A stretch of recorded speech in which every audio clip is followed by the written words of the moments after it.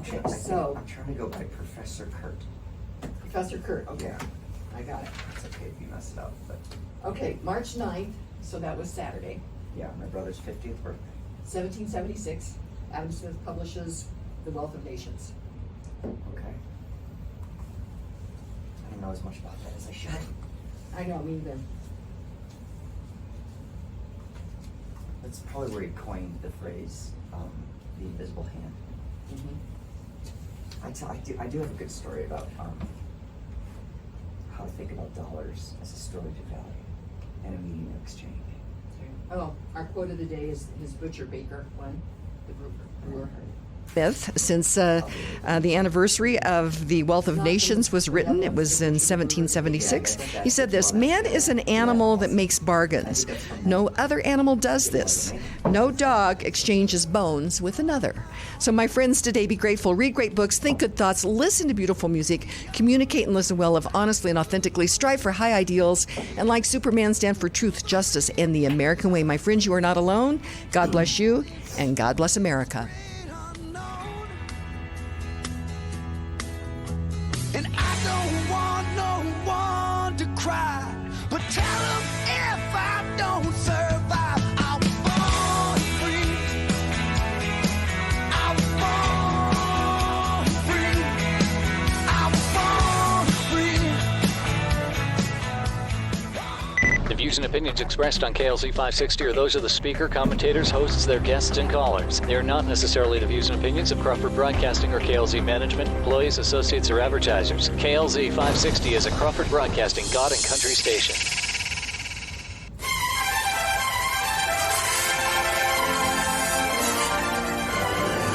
It's the Kim Monson Show, analyzing the most important stories. The socialization of transportation, education, energy, housing, and water, what it means is that government controls it through rules and regulations. The latest in politics and world affairs. Under this guise of bipartisanship and nonpartisanship, it's actually tapping down the truth. Today's current opinions and ideas. On an equal field in the battle of ideas, mistruths and misconceptions is getting us into a world of hurt. Is it freedom or is it force? Let's have a conversation. Indeed. Let's have a conversation, and welcome to the Kim Monson Show. Thank you so much for joining us. You're each treasured, you're valued, you have purpose. Today, strive for excellence. Take care of your heart, your soul, your mind, and your body. My friends, we were made for this moment. Thank you to the team. That's producer Joe, Luke, Rachel, Nicole, Zach, Echo, Charlie, Pamela, all the people here at Crawford Broadcasting. Happy Monday, producer Joe. Happy Monday, Kim. And it is a Monday, isn't it? Definitely feels like it, at least. Well, that's good. We're into it now. Great first hour, and we've got a great second hour planned for you as well. In studio with me is my friend, Professor Kurt Gerwitz. Great to have you here. Good to be here, Kim. Thanks for having me. Yeah, and we're going to talk about the economy and what's happening out there to people. Yes, you had me out there researching shrinkflation for you. So. Yes. Apparently I saw some headline that Joe Biden and the Democrats are trying to address shrinkflation. So I wonder what that means exactly. But we get to do lunch today, yes, right? Absolutely. Okay. At Hooters Restaurants. It's just down the street. They have 5 locations: Loveland, Aurora, Lone Tree, Westminster, and Colorado Springs. You like the fish tacos. My new favorite is the nachos. Oh, yeah, you switched. I did, at least for a little while. Threw me off. I threw you off. But they great sponsors of the show and also of America's Veteran Stories. And how I got to know them, though, it's this classic battle between PBIs, politicians, bureaucrats, and interested parties that want to control, and freedom.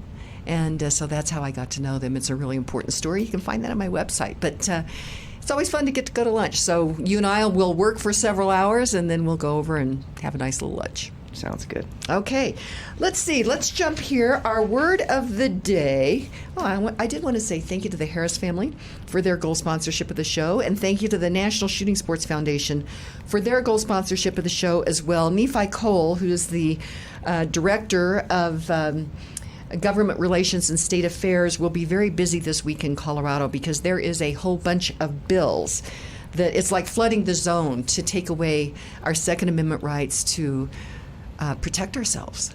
And it's unbelievable what's happening down there. So I am so grateful for the National Shooting Sports Foundation for their gold sponsorship of the show.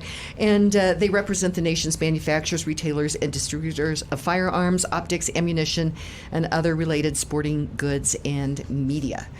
And so let's see, our word of the day is dereliction. And this came to us, well, actually, Eric had suggested derelict, but I went to dereliction. It's DERELICTION. It could be willful neglect as of duty or principle, abandoning, and a state of abandonment or neglect. And it is a dereliction of duties of what is happening down at the State House with all of these different pieces of legislation which grows government, makes government bigger, makes the individual smaller, takes more money out of our pockets, and it is a real dereliction of duty. And speaking of Eric, he had texted me that he has some of the funniest sayings. He says, "I'm hot as fish grease," and it's in all capitals, so I know he's pretty mad. And he said that Secretary of State Jenna Griswold, that there is an initiative out there that they're circulating that basically it takes away transparency. So, Eric, I'm going to have to check that out and see what's going on. They should have a list of things that are out there for petition gathering, and so I will check that out, and I'll make more comments on that tomorrow. Quote of the day is from Adam Smith. And Adam Smith, on March 9th, 1776, I looked at this day in history for the weekend, and he published The Wealth of Nations, which was big book. And Adam Smith was a Scottish economist and philosopher who was a pioneer in the thinking of political economy and key figure during the Scottish Enlightenment. He was born in 1723. He died in 1790. And this was his quote. Professor Kurt, are you ready? I'm ready. Okay. I love this quote. "It is not from the benevolence of the butcher, the brewer, or the baker that we expect our dinner, but from their regard to their own interest." And there would be those that would say that it's greed, that they would want to provide this product and get money for it. How you work with a lot of young people. How would you address this quote, Professor Kurt? I would go with a lesson on, there's two directions that people can go in. I believe that we are either always in a benevolent spiral or in a dereliction or a negative spiral in our lives.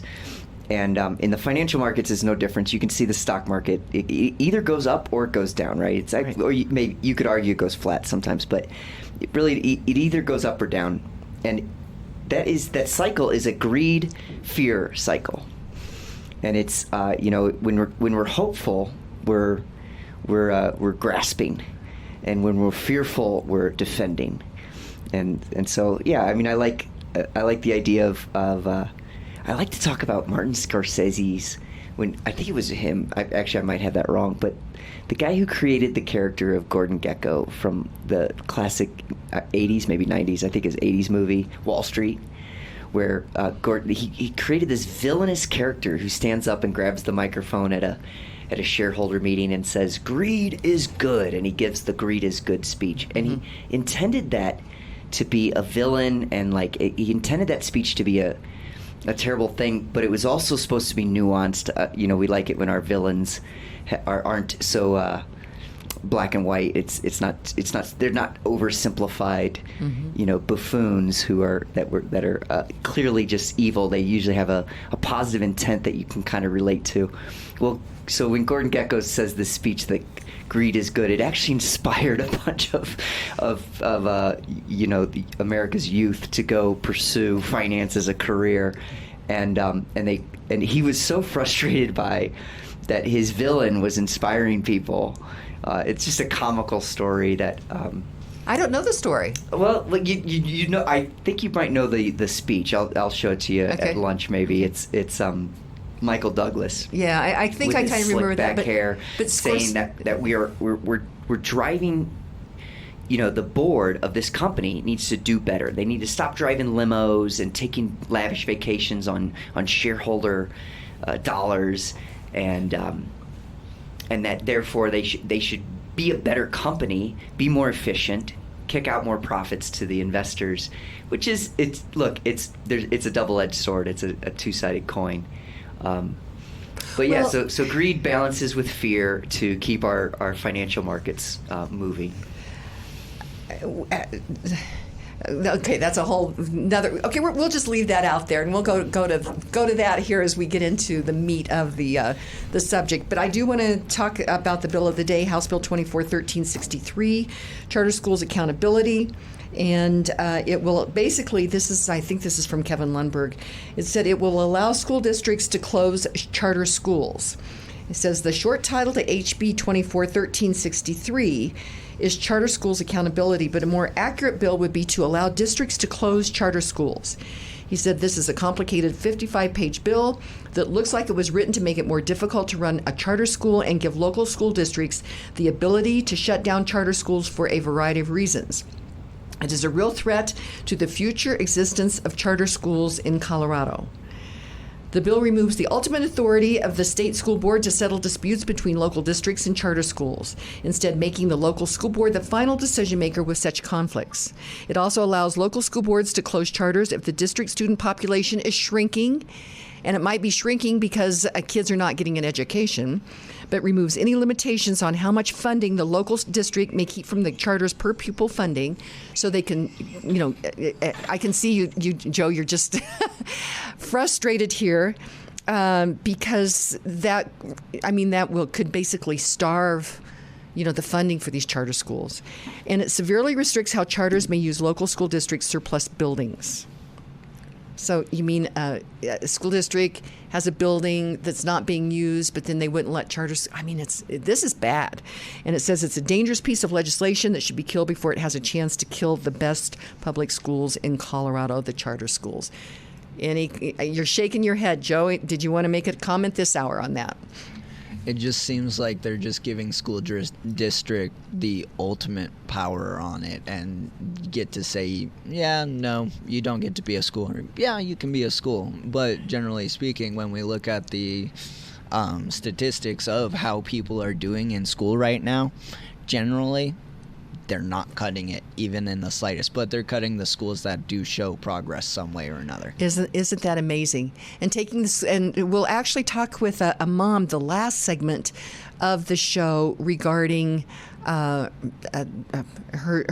daughter identified as being trans. So they're taking time during the school day in public schools on this whole trans agenda, but yet meanwhile back at the ranch over here, our kids are not learning how to read, write, and do arithmetic. And that is a problem. Geography, for that matter. Ask a kid about the United States map right now. That's you say I as a child, I loved maps. I would make maps and then I would color all the 50 states different, with pencils. I love that stuff, Kurt Gerwitz. I've got a thing to show you. I did a stylistic map of my neighborhood in Denver that I want to show you. When you were a kid? Or no. Just recently? Yeah, I didn't grow up here. I grew up in St. Louis, Missouri, and then I lived in New Orleans for 20 years. Those are harder places to draw than Denver. Denver's a grid and a triangle. True that. Oklahoma's even easier. I'm sure that's true, because the state's also, it's almost pretty square, isn't it? Well, and also think about the land run where they blocked out the entire state by 1 mile by 1 mile blocks. So everything is done in 1 mile by 1 mile squares. Because of the Sooners, right? Yeah. Sooners and Boomers. Yes, there ma'am. you go. Okay. Show comes to you. You never know what you're going to learn on this particular show. And we get to do this because of sponsors. One of those is the Roger Mangan State Farm Insurance Team. And they want you to feel safe and well served and understand your insurance coverage.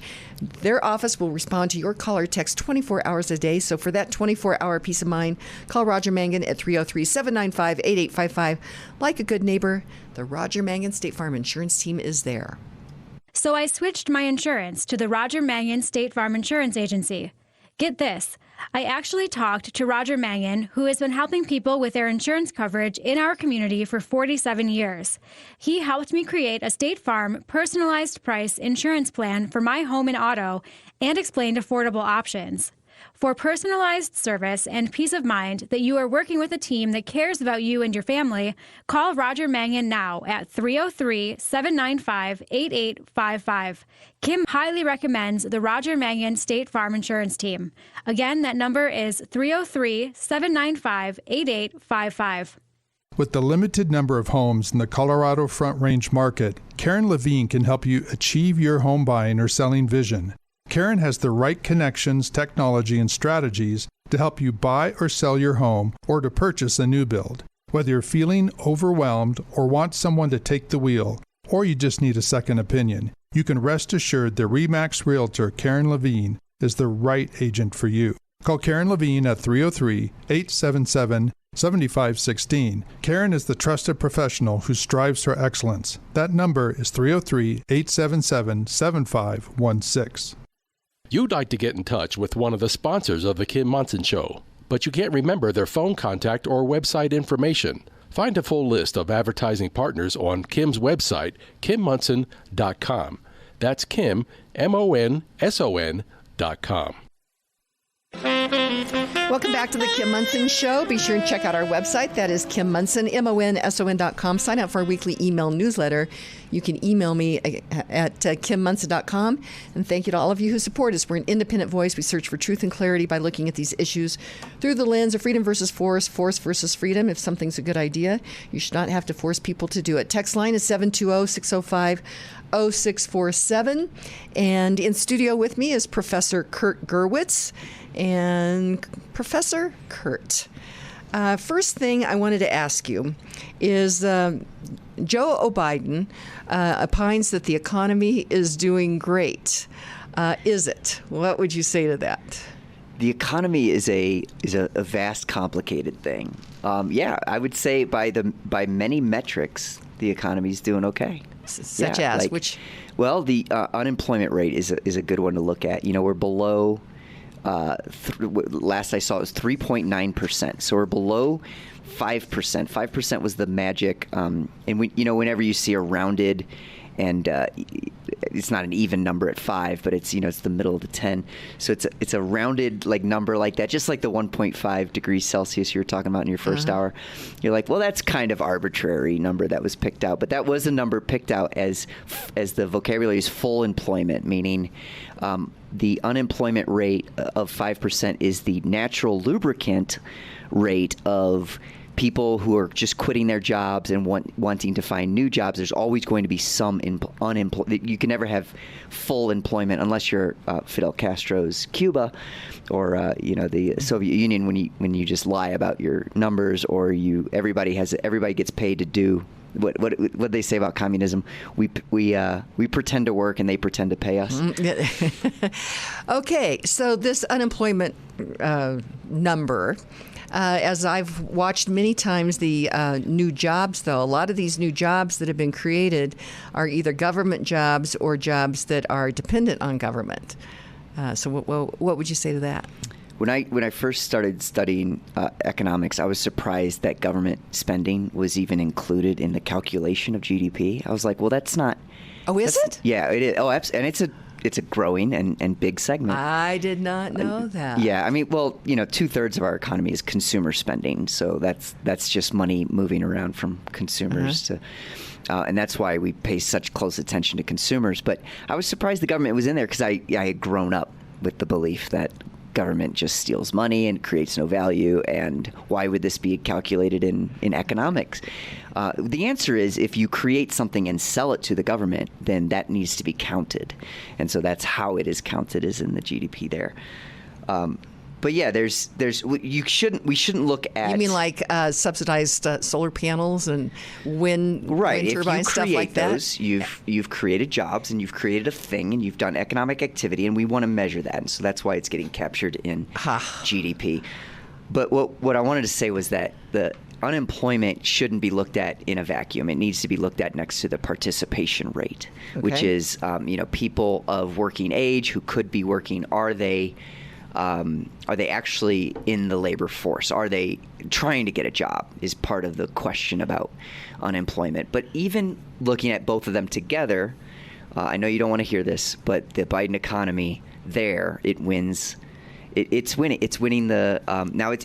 We're intentionally trying to make that worse. We're trying to increase the unemployment rate because we are because that's our wiggle room. We're not trying to do that, but we're trying to bring inflation down. The Fed has a dual mandate. It worries about only two things: inflation and unemployment. And because unemployment is at 3.9 and 5% is full employment, that's the wiggle room. That's the knob that we're allowed to turn as we crunch the economy with our interest rates. That's the whole game that's being played right now. Is we're worried about inflation. But inflation is government induced, and the reason that we have inflation is because so much money has been printed through in both. I mean, there was increase in spending with the Trump administration, but it's been on steroids with the Biden administration. Yeah, and that's generally true. There's some nuance there. You know, the inflation was also created by supply chain crunches. It is actually which was government induced as well. Yes, but it was also there was a health crisis on planet Earth outside which was of the government United induced also. Well, if you. I don't. Yeah, I mean, depending on where you think the COVID came from, and I have my. I don't want to voice my opinion on where it came from. We don't know, which is I think that's the crime, is that we're not allowed to investigate and find the truth about where COVID came from. We all know where COVID came from. It came from the lab that it was named after, Wuhan. Right. You heard Jon Stewart's rant on the Stephen Colbert show. That was and Stephen Colbert's trying to shut him up, but Jon Stewart's like.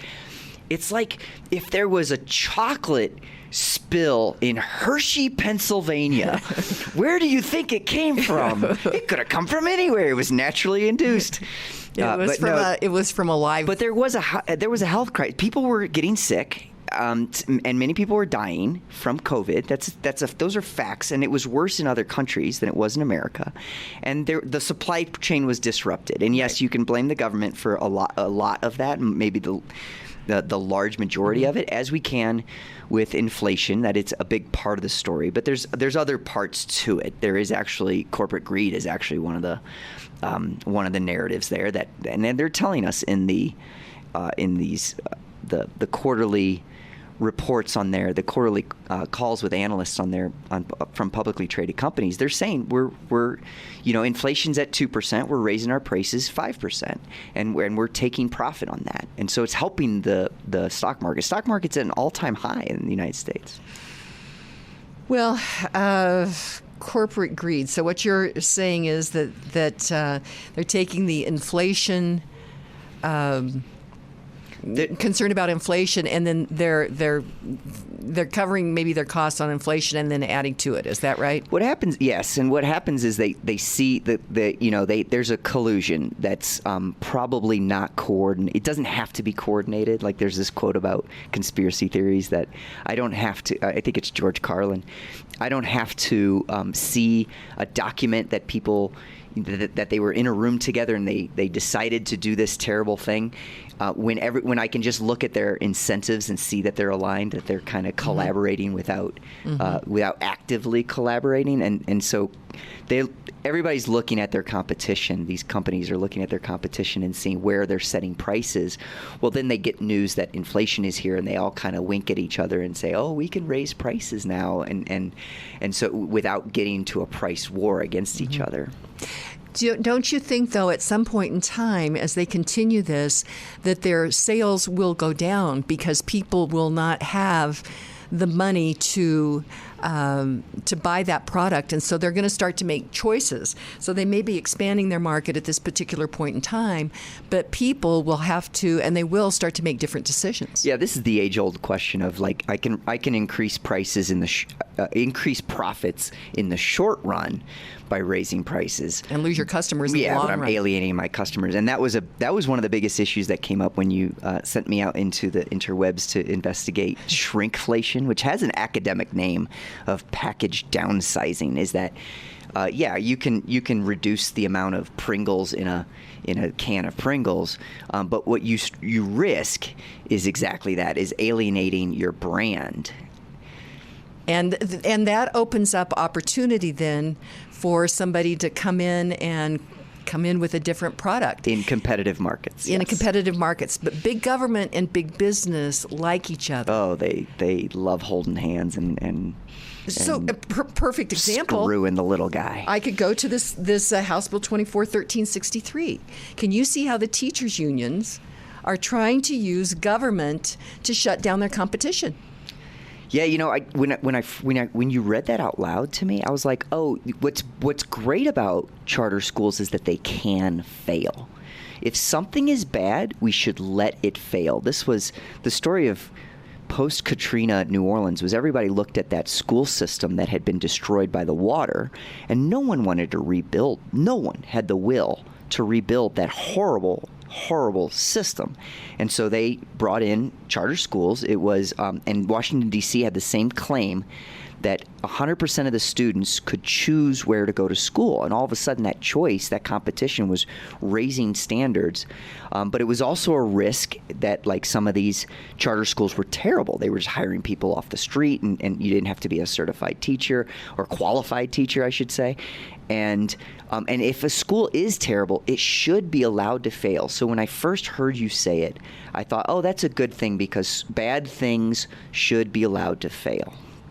But it is protecting the public education system and not allowing that to fail. So if people are leaving the district because they're not happy with the product, then they will use that as an excuse to shut down charter schools. So when I say big government and big business like each other, it's true. And so if a business can get government, for example, I remember when I was on city council, and every 2 years, I think it is the building inspectors have a big conference. And at the big conference, they come up with the building codes. It might be a little, I might not have the years right. But anyway, big conference. And they come up with new building codes, updated codes. And guess what? The people that sell sprinkler systems, they were out there wanting to get the new building code, have to mandate that in all new construction, each room would have a sprinkler in it. Well, if people want to have a sprinkler, I think they should be able to. But it also put a tremendous amount of risk because if it accidentally goes off, just think of all the water damage. But anyway, if you could get government to make people to buy your product, like a sprinkler or a vaccine, whoa, your profits can go up. And so that's why we need to keep government out of those markets, and we need to shrink government is what we need to shrink. We'll talk about shrinkflation. And governments, businesses will get together and they'll say like, well, we want these rules to be like this for our industry because then they don't find themselves in a competitive space. Like, they want to set minimum wage because then there's not a race to the bottom in cutting costs. Mm-hmm. Okay. We'll continue on. We've got to go to break. Before we do that, though, several things that I wanted to mention is, first of all, thank you to the Harris family for their gold sponsorship of the show. And thank you to the National Shooting Sports Foundation for their gold sponsorship of the show as well. And very excited to have Lavaca Meat Company as a sponsor of the show. Lavaca Meat Company takes great pride in selling only the best. Lavaca Meat Company is a third-generation family-owned business with its roots in eastern Colorado. Lavaca means the cow in Spanish. As our name implies, we only sell beef. No poultry, pork, bison, or game. Just premium quality, aged, mouth-watering beef. Our store is located at the corner of Main and Nevada in the historic Coors Building in downtown Littleton. For a steakhouse experience at home, visit us in person or shop online at lavacameat.com. Lavaca Meat Company, only the best. Again, that's lavacameat.com. If you are 62 or older, a reverse mortgage could be a great tool regarding retirement and estate planning. It is essential to understand the process. Lauren Levy with Polygon Financial Group has nearly 20 years in the mortgage industry and has the experience to answer your questions.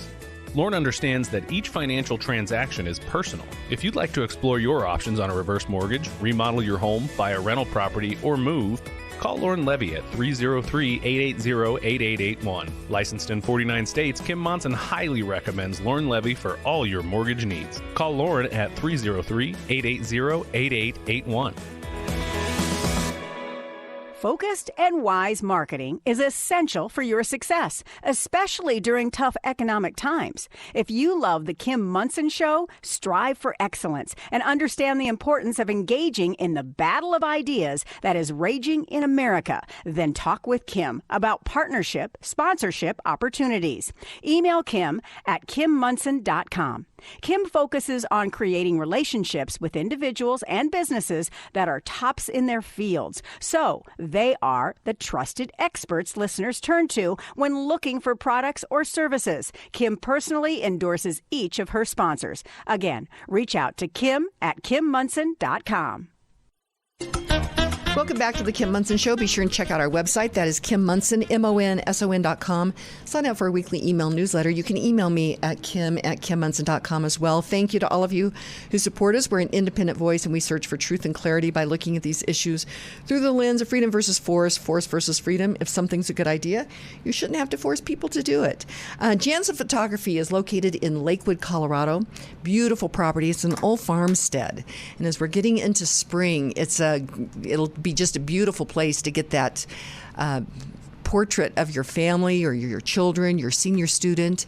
And Glenn just really knows how to use the camera and lighting to make you look your best. And then if you need a little touch-up help, Mary can help on that as well.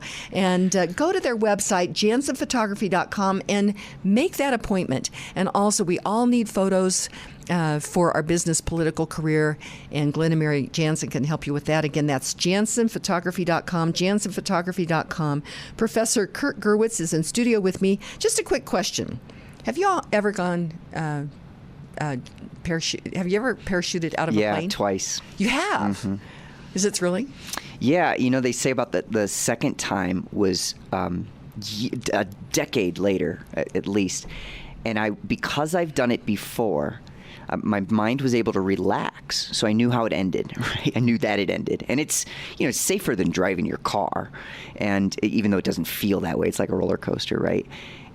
But I was able to relax, and so the brain gets into the frontal lobe instead of the limbic fear system, and so you get to see more, and so it's actually like less adrenaline, less pounding heart rate, less thrill, but more like seeing the beauty of the experience and feeling the wind and actually feeling it. Like Bill Murray said, everything I do better, I do everything better when I'm relaxed. Okay. Do you like roller coasters? Yeah, sure. Well, I don't. Okay, so that's not going to be... I prefer jumping. I actually preferred skydiving. Okay. It's less, like, roller coasters are kind of jerky. Like, Yeah. Well, my like friend, the thrill. My friend Paula Sarles, she turned 75 on Saturday, and she's the president of the USMC Memorial Foundation, and she is going to make 6 parachute jumps. Oh my gosh! On Saturday, it'll be up in Longmont. I'm going to be up there. Jim Blaine, who is a World War II Iwo Jima veteran, will be there as well. But she has 6 friends that World War II Iwo Jima veterans, and she's jumping in honor of them. Oh gosh! And so it would be great for all of us to go over to USMC Memorial Foundation and go skydiving and make a contribution. I'll make a contribution. I'm not going skydiving, but I think that's pretty remarkable. So, okay, this came in on the text line, 720-605-0647. It said it says the information your guest is putting out is couched in the way a liberal would present it. Oh gosh. Okay, jobs that have been created are part-time jobs. How many jobs are for Americans or imported people? All these numbers get nuanced, and then the 3.5% is on top of this huge inflation that we've had. And people are really getting squeezed on this. I mean, Don't you feel it? I mean, you go to the grocery store, you go out to a restaurant. I mean, people are really getting squeezed, and they're going to start to make decisions that's going to slow the economy down. I mean, I think it's worse than the numbers express, and part of that is shrinkflation. You know, so we measure. There's a couple ways to measure inflation, but it's a price level. And I like this expression, a basket of goods, when they measure CPI, the Consumer Price Index. They look at 94,000 items. Except they That's don't put a basket. but they don't put food and energy in it.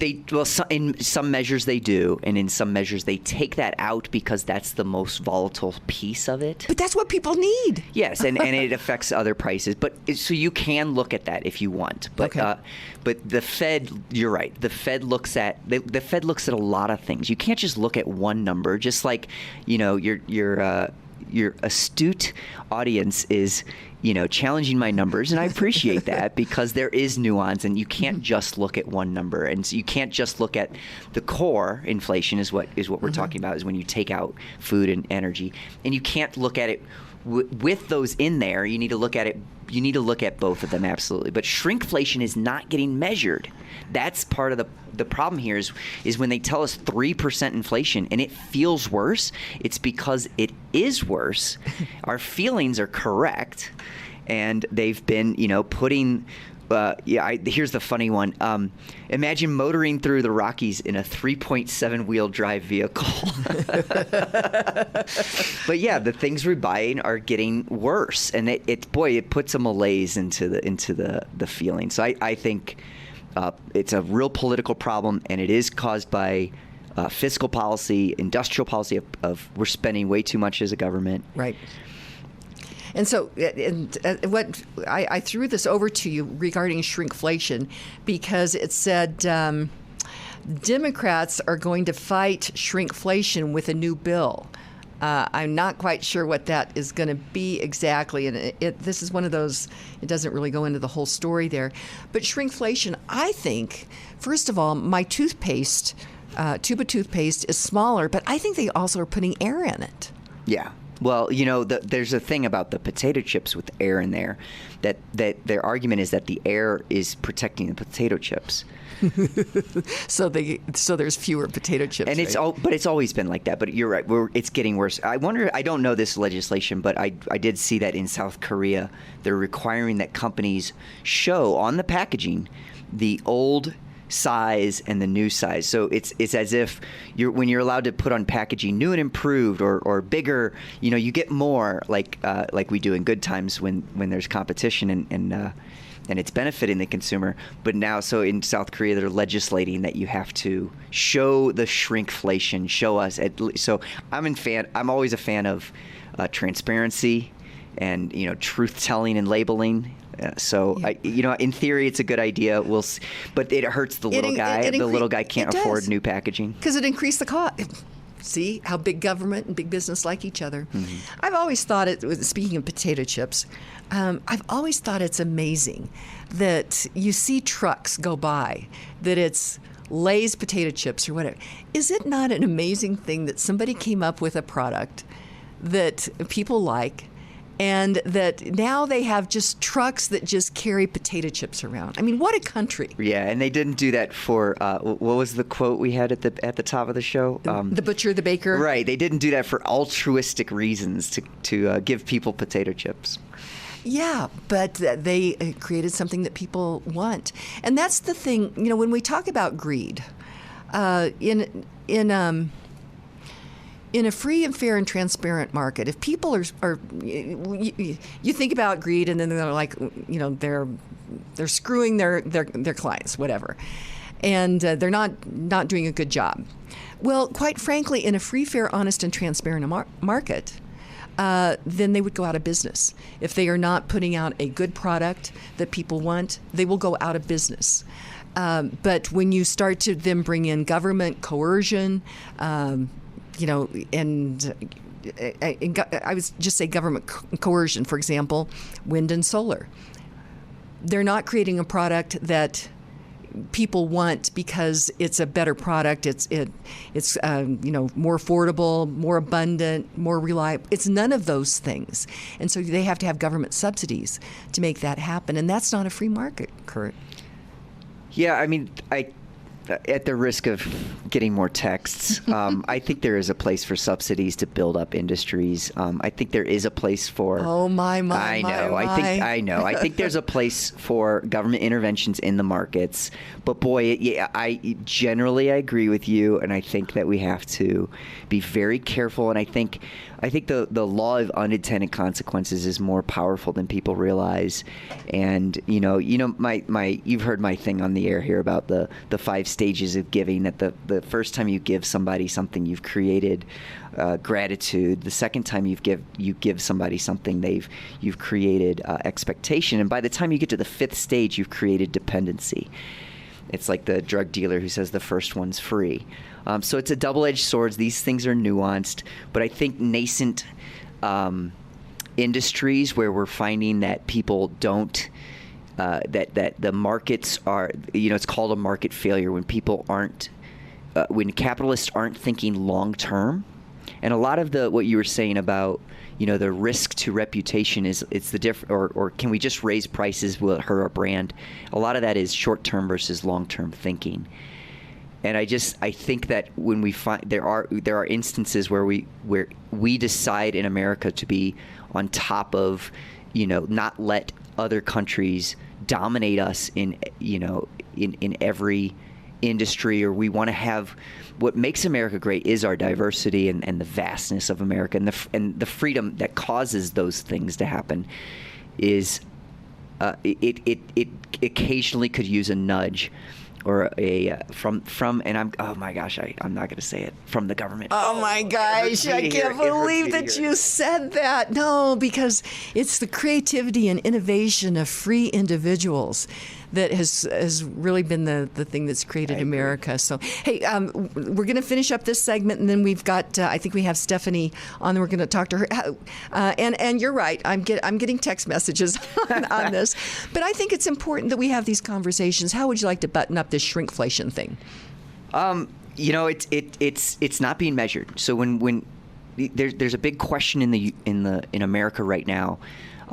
The Democrats, the liberals are scratching their heads saying all the numbers on the economy say that they're good, but people don't feel it. Shrinkflation is one of those examples of, like, the numbers are kind of they're nuanced, and the straight story is kind of a lie if it's the only story. Like, we had airline tickets. They said airline tickets went down in 2023, 9.4%. Well, if you look into it, it's like, well, that's only at the cheaper airlines. The discount airlines are the ones at lower prices. And what you get is you actually have to pay more for bags, and you get less leg room. And so we're saying that prices went down in something, but actually they went up. It happens with Disney Plus went from $11 to $14. It's 27% increase. But if you look at, like, the headline number on that, they say that all streaming only went up 2%. Well, it's because they've added commercials into our streaming platforms now. So things are getting worse. That's why we feel worse. And so the devil's in the details. And that's why we do this show, is to get into those details. Yes, I love it. Okay, Professor Kurt Gerwitz, it's great to have you in studio. I did want to mention the Center for American Values, a place that I dearly love, and Medal of Honor Day is on March 25th. I'm going to be down there. There's going to be all kinds of things going on, so stay tuned regarding what will be happening at Medal of Honor Day down at the Center for American Values in Pueblo, Colorado. Show comes to you because of sponsors, and one of those is John Boson. A recent report notes that the number of children diagnosed with autism spectrum disorder is consistently and dramatically increasing. This is heartbreaking. If your child or grandchild or someone you know has been diagnosed with autism or ADHD following exposure to Tylenol or acetaminophen during pregnancy, call Boson Law at 303-999-9999. Boson Law is a Colorado-based law firm who has been fighting Big Pharma for over 20 years. Call now at 303-999-9999 for a free, no-obligation review of your potential claim. Call now at 303-999-9999. All of Kim's sponsors are an inclusive partnership with Kim and are not affiliated with or in partnership with KLZ or Crawford Broadcasting. If you would like to support the work of the Kim Monson Show and grow your business, contact Kim at her website, kimmonson.com. That's Kim Monson, MONSON.com. From beginner to expert, Franktown Firearms has the firearms training you need. Their 10-lane, 30-yard ventilated indoor range allows you to keep focused on improving and honing your skills. Their instructors' real-world defense experience will help you get real with your training, with moving, ducking, and crouching, all while reloading and shooting. Franktown meets your unique needs when you're looking for family time on the range or advanced tactical training. With a near-even customer split of men to women, you can be sure you'll feel comfortable at Franktown. The range is ultra-affordable, so you can improve your skills on a continuing basis. For KLZ listeners only, you get a free firearm rental when you rent a lane. Class 3 rental and ammunition not included. See for yourself what other customers are saying by going to klzradio.com/Franktown. And if you don't have friends to shoot with, then you really need to go to Franktown Firearms, because that's where friends are made.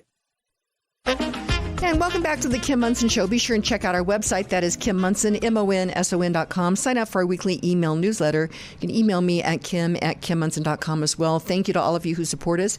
We're an independent voice, and we search for truth and clarity by looking at these issues through the lens of freedom versus force, force versus freedom. If something's a good idea, you should not have to force people to do it.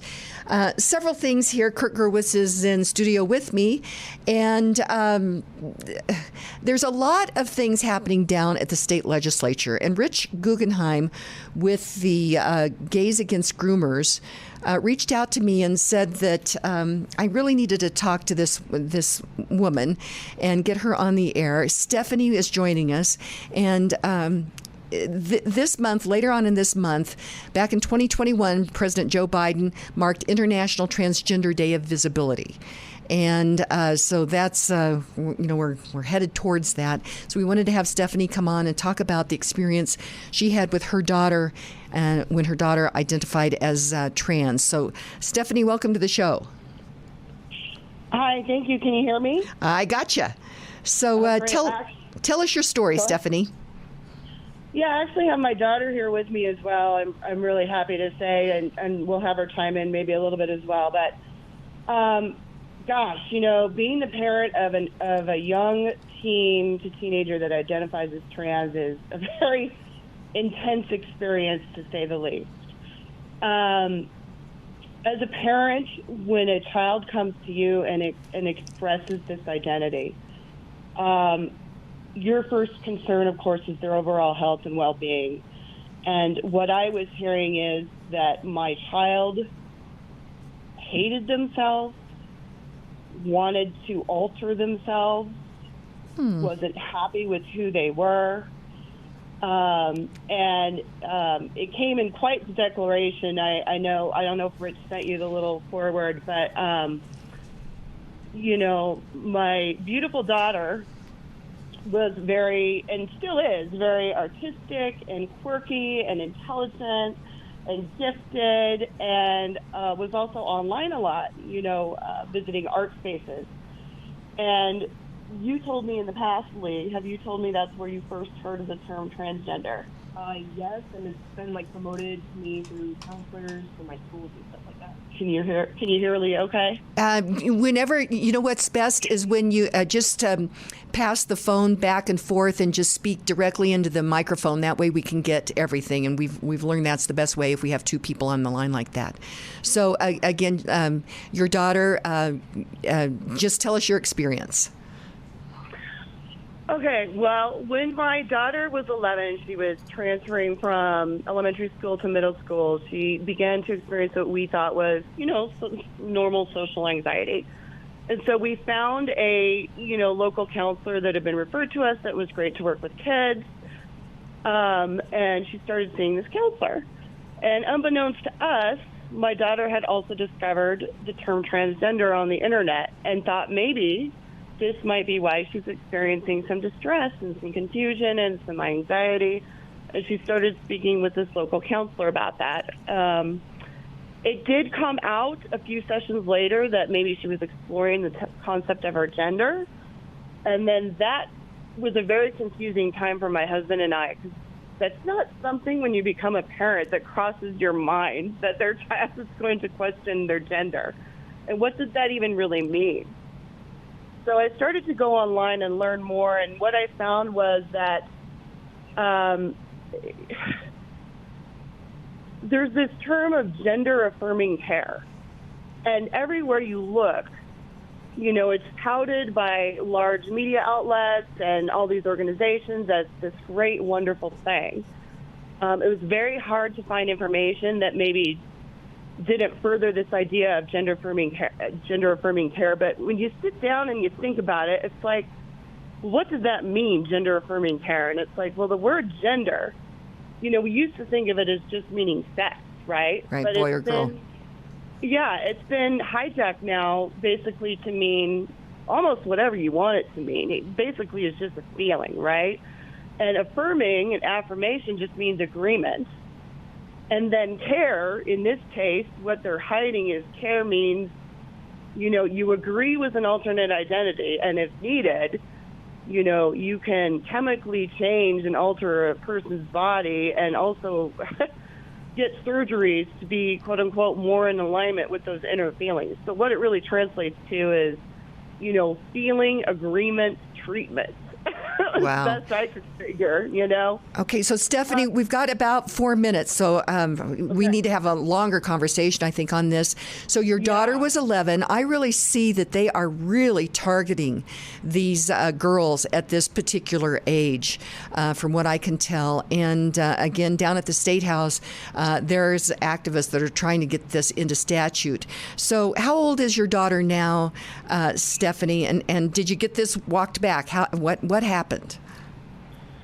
Well, you know, cut to the chase, when she was 14, she was advised by her school counselor to call the I Matter Colorado program, which she did do, and spoke to a trans-identified individual who basically coached her on how to socially transition, and who spoke to my daughter at length about hormones and surgeries and how to obtain them, and regularly spoke to my daughter about hiding this information from us as her parent. Oh, my gosh. Yeah, I was able to find out because I just had this feeling something was wrong. And so I let my daughter know when I saw these emails from this I Matter counselor in her school email. I said, we're going to talk about this when you get home. That's literally all I said. As a parent, I think that's the bare minimum you should do, is talk to your kid if they're having these feelings. And my daughter was immediately, you know, hysterical and concerned, and the counselors called me, and it was this whole thing. Eventually, it all came out, and thus began a process of healing as a family, of me just having to step up my game as a parent. And really what that came down to was I had to set some hard boundaries. I knew that my daughter was not going to be happy in the moment, but that this could potentially really help her in the long run. Those boundaries included, you know, we really limited the internet. We got outside more as a family. We presented opportunities as a family for us to think critically about issues together and talk about hard issues. We studied brain development and how the brain doesn't even develop fully until you're in your late 20s, to give her the information possible so that she can make the best decisions for herself down the line. Because no matter what, she's going to grow up and she's going to be able to make these decisions on her own. So how do I best equip her as a parent to make the most informed choices possible for her life and her body? And, you know, I would say after about a year, she came to the realization on her own that this was not her path in life, and that she would be better off accepting herself. In her words, what did you say? You get what you get. Like, you get what you get, you don't throw a fit? Yeah, you get what you get, you don't throw a fit, I guess. I love that. So were you able to intercede in this before she had started any of the, I call it mutilation, and that's either medical mutilation or physical mutilation of your daughter? Thankfully, yes, because I would never have signed off on it anyway. She did start a social transition at school, which she is now slowly rolling back in her own way, and I'll give her the leeway to do that. because she's done great. And to see her take control of this has just been a really cool experience to see. I did speak with the iMatter counselor once for 30 minutes when I realized what was going on, and literally talked to this person for a half hour about her history, her past, about all the other comorbidities. And literally all this person said to me was, well, that's okay. The female body still can transition pretty well even after it fully goes through adolescence. Wow. Stephanie, go ahead. Yeah. We're out of time, but I'd like to have, if you and your daughter would be up for it, let's get something booked because I have more questions. And like I say, it was kind of late breaking to get you on the show, but I'm so glad that we did. Thank you. Yeah, absolutely. I'd love that. We'd love to help spread the word for other families because it's an intense experience for sure. Okay, Stephanie, thank you. Thank you to your daughter. And also check out artclubmovie.com. That's an important film. We're out of time. Kurt Gerwitz, great to have you here. Great to be here. Thanks. Okay, and the quote for the end of the show is from Adam Smith. He said, "Man is an animal that makes bargains. No other animal does this. No dog exchanges bones with another." So, my friends, today be grateful, read great books, think good thoughts, listen to beautiful music, communicate and listen well, live honestly and authentically, strive for high ideals, and like Superman, stand for truth, justice, and the American way. My friends, you are not alone. God bless you, and God bless America. Don't survive. I was born free. I was born free. I was born free. The views and opinions expressed on KLZ 560 are those of the speaker, commentators, hosts, their guests, and callers. They are not necessarily the views and opinions of Crawford Broadcasting or KLZ management, employees, associates, or advertisers. KLZ 560 is a Crawford Broadcasting God and Country station.